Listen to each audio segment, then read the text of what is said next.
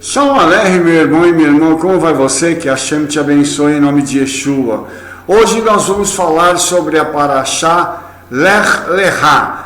E neste ínterim vamos abordar a questão: quem foi Melquisedeque?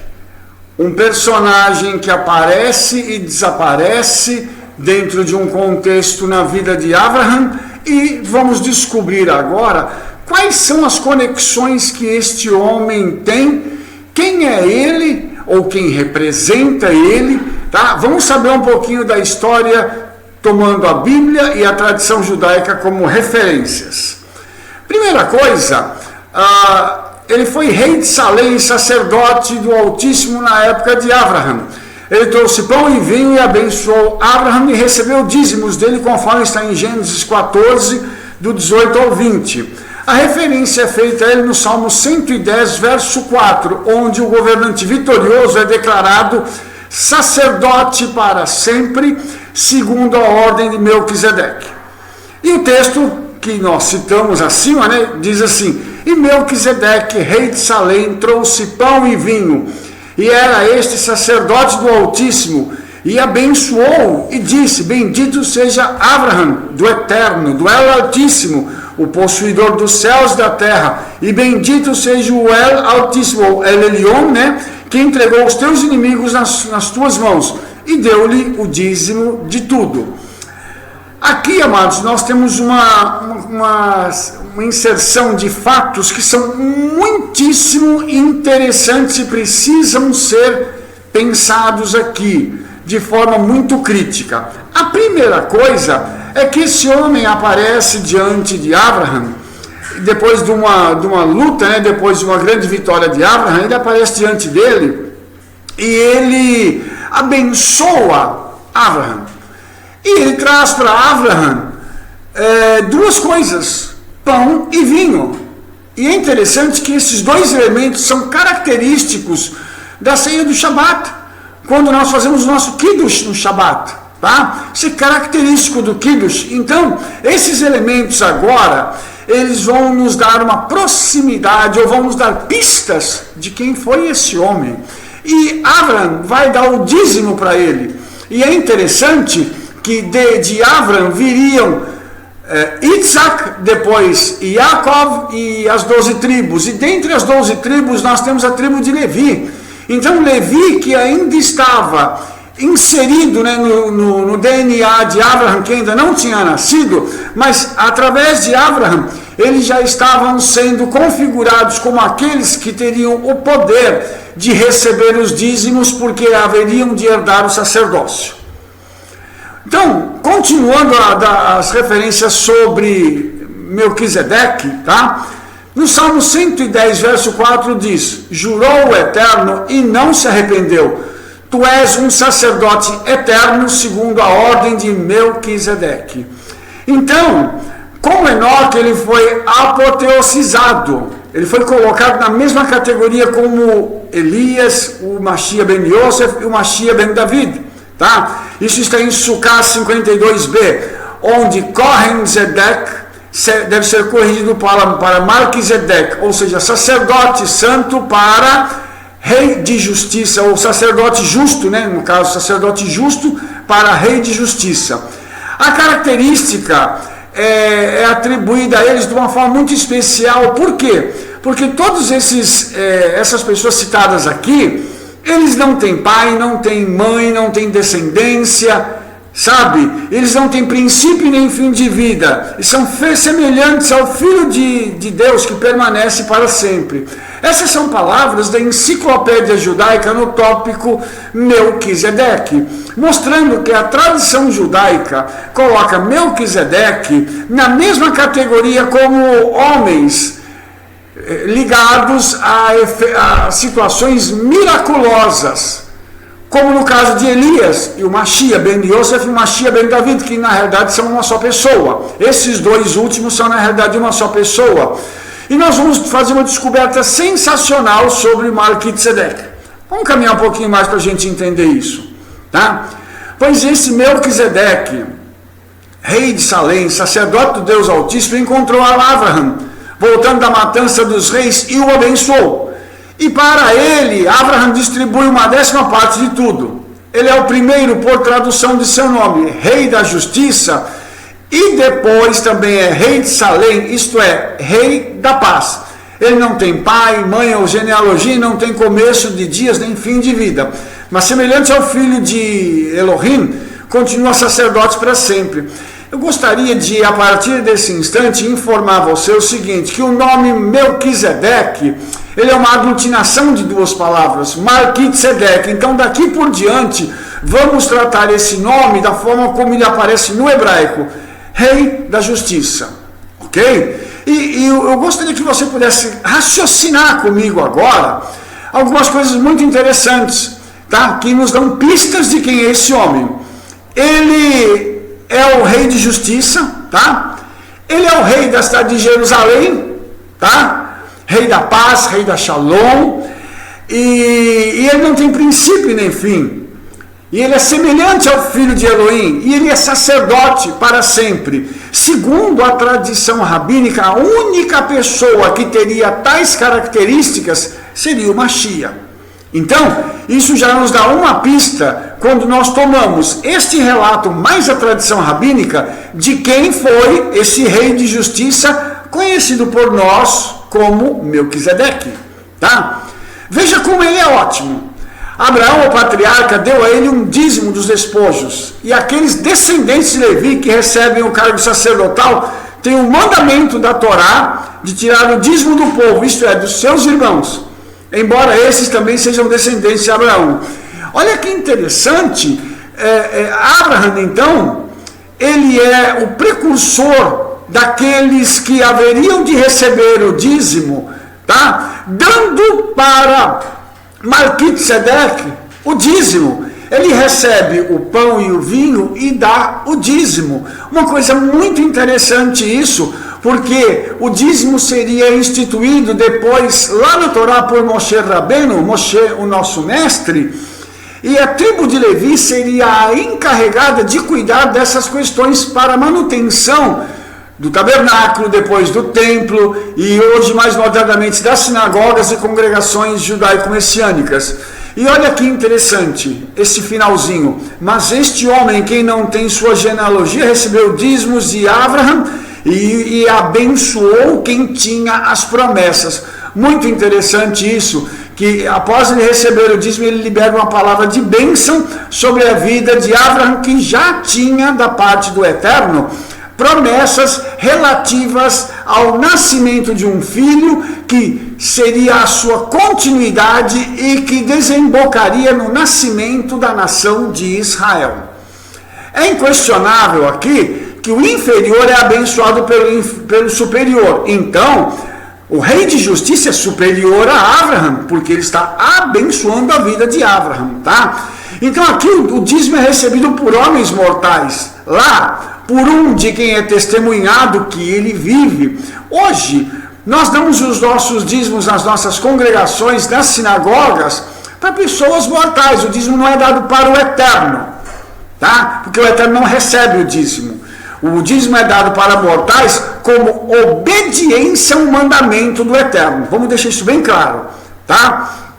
Então, quando nós fazemos isso, nós estamos nos reportando também àquela ocasião que Malquisedeque recebe o dízimo de Abraham.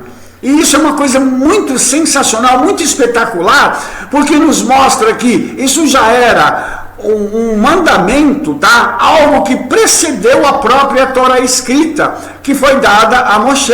Então, se o dízimo já existia, é porque eles já tinham então esse tipo de conhecimento, esse tipo de atitude, que não sabemos porquê, não havia sido registrado até então, mas naquele momento nós temos o primeiro registro desse fato que para nós é tão importante, tá? Porque está ligado a um mandamento do Eterno.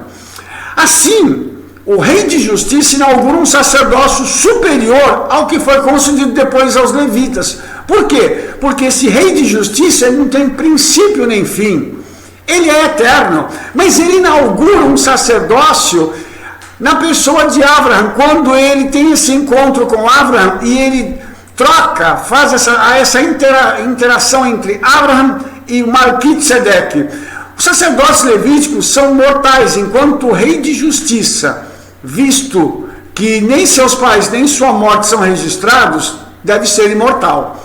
Então, esse homem que aparece para Abraham, ele já tem um perfil que está bem delineado para nós aí, tá? Quando Abraham reconhece quem é esse homem, ele reconheceu o sacerdócio do rei de justiça e paga o dízimo para ele. Ele recebe uma bênção como sendo subordinado a ele.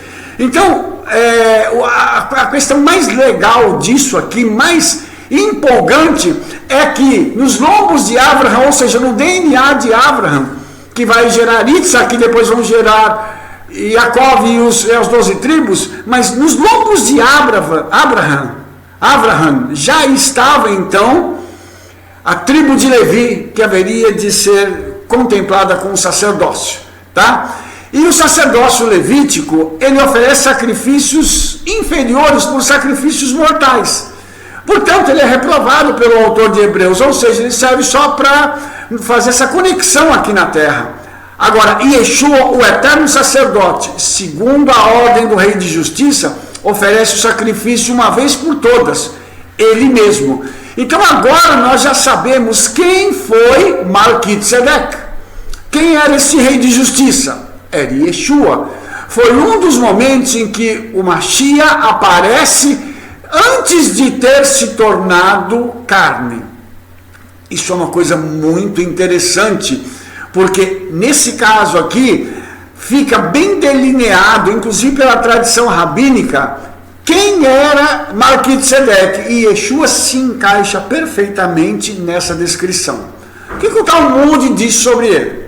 Que Melquisedeque é o rei de Salém. Isso é o que está escrito: e a filha de Tiro procurará a tua presença com tributo, e aqueles que são os mais ricos do povo. Então, Melquisedeque, que é o rei de Salém, ele é o lugar onde torna os seus habitantes justos. E olha que interessante, quem habita junto ao rei de Salém é justo assim como ele é. E isso é uma coisa muito interessante, porque nós sabemos que há uma Jerusalém celestial, e quem governa essa Jerusalém celestial, quem irá governar nela é o Mashiach. E isso mostra para a gente uma coisa muito interessante, tá? Que os habitantes dessa cidade são todos justos. Ou seja, né? Assim como Jerusalém é chamada de justiça, tá? Porque está escrito em Isaías 1:21, na qual a justiça se alojaria, o rei de Salém, né? Ele é chamado assim porque, segundo o Talmud Bavli, ele nasceu circuncidado. Ou seja, ele já nasceu com um pacto diante do Eterno. E isso mostra para a gente que o Mashiach já carrega sobre si não só essa atribuição de ser o justo, ele não é um justo, ele é o justo, que atrai para si, que traz para si todos os justos, que são aquelas pessoas que caminham de acordo com as escrituras, obedientes às leis e mandamentos do Eterno. Ele faz isso e, consequentemente, ele tem poder para governar Jerusalém. E isso vai acontecer no milênio, tá? Só para constar. Uma explicação midrástica, né? Diz que ele é idêntico a Shem, filho de Noah, porque ele trouxe pão e vinho, né? Assim é feito para aqueles que estão cansados na batalha. Eu gostaria de abrir um parêntese aqui para dizer uma coisa para você. No Shabat, quando nós fazemos o Kiddush e comemos pão e tomamos o vinho ou o suco de uva, nós estamos, na realidade, passando por um processo de restauração da nossa batalha semanal. É como se aqueles elementos infundissem em nós novas forças, novas energias, um novo ânimo para que nós possamos continuar na semana seguinte já de uma forma diferenciada e alcançarmos os nossos objetivos. Então é um tempo onde se abre um portal, e eu estou falando do Shabat, tá? Onde nós podemos então ter as nossas vidas restauradas. No judaísmo se fala que nós recebemos uma alma adicional. É como se viesse uma unção sobre a nossa vida e trouxesse uma regeneração, tá? Para que nós possamos então ter uma nova etapa na nossa semana, tá? E quando eles, no judaísmo, identifica Melquisedeque, Hashem, que era filho de Noah, isso é mais uma questão ligada a uma falta de opção, tá? A quem ligar esse homem, porque na realidade Melquisedeque, tá? Ele só pode ser conectado de forma plena a Yeshua, tá? Porque Shem, nós sabemos quem foram seus pais, nós sabemos onde ele nasceu, agora Melquisedeque não, tá? Então, isso aqui é uma coisa muito interessante que a gente precisa parar para pensar no que diz respeito a esse personagem. Então, nesse aspecto, a tradição judaica não teve uma boa explicação para quem é Melquisedeque. E o rei de justiça, rei de Shalem, né? Esta é Jerusalém, Shalem é Jerusalém, como se diz, seu tabernáculo estava em Shalem, em Salmo 76:3. E nos dias de Yehoshua, seu rei também era chamado de Adonitsedek, Senhor de justiça, ou Senhor justo, tá?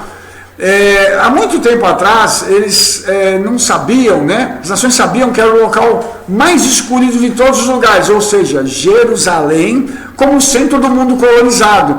Isso mostra pra gente, irmãos, que já no passado, Jerusalém era uma cidade que tinha uma fama e carregava uma unção diferenciada. E as pessoas sabiam disso, tá? As pessoas sabiam que ela estava alinhada com o templo celestial e a presença do Hakadosh Baruch Hu, o santo, bendito seja ele, estava naquela cidade e ainda está nos dias de hoje. Então, nós precisamos compreender por que o Mashiach vai reinar em Jerusalém.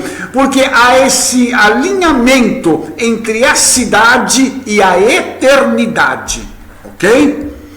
No Midrash de Bereshit Rabbah, diz que o lugar torna os seus habitantes justos, ou seja, quem vive em Jerusalém se torna justo por causa da unção de Jerusalém, tá? Então, isso é uma coisa que a tradição diz, mas nós sabemos hoje que a pessoa ela precisa entrar nessa questão de Jerusalém, ela precisa entender com o seu coração o que é Jerusalém. Existe muita gente que mora em Jerusalém nos dias de hoje e que acha que é uma cidade comum como qualquer outra.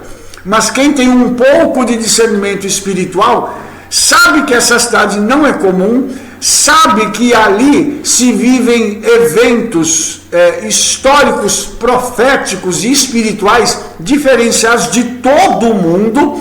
Então, tudo que se faz ali tem uma conotação especial, ok? Por isso, quando Abraham dá o dízimo para Melquisedeque, ele está dando esse dízimo em honra a Hashem, ao santo, bendito seja ele, e para cumprir o mandamento. Entendeu? Então, esse dízimo é dado para uma pessoa cumprindo o mandamento dado pelo Eterno. Isso é muito interessante, mostra que tudo aquilo que é feito nos dias de hoje está em linha com o restante da tradição judaica, entendeu? E isso foi uma dica para Abraham de que a casa do Eterno estaria naquele lugar onde ele deu o dízimo para Melquisedeque e que ali os seus descendentes trariam seus dízimos e suas ofertas, e lá eles haveriam de bendizer e louvar ao nome do Eterno. Isso tudo está descrito pelo Ramban em Gênesis 14:18, na sua interpretação do texto, ok? Então, agora nós vamos identificar de forma plena Yeshua e o rei de justiça, que é Melquisedeque, tá? Hebreus, que é o livro que fala largamente sobre isso, ele diz assim: como também diz no outro lugar, falando de Yeshua, tu és sacerdote eternamente, segundo a ordem do rei de justiça, fazendo a conexão, tá, entre Yeshua e Melquisedeque. E continua, e nomeado de Elohim por sumo sacerdote, segundo a ordem do rei de justiça. Você vai me dizer assim, mas espera aí, Rabino, Yeshua não é da tribo de Judá? Como que ele pode ser nomeado sumo sacerdote pelo Eterno? Simples, tá? Porque ele é o Mashiach.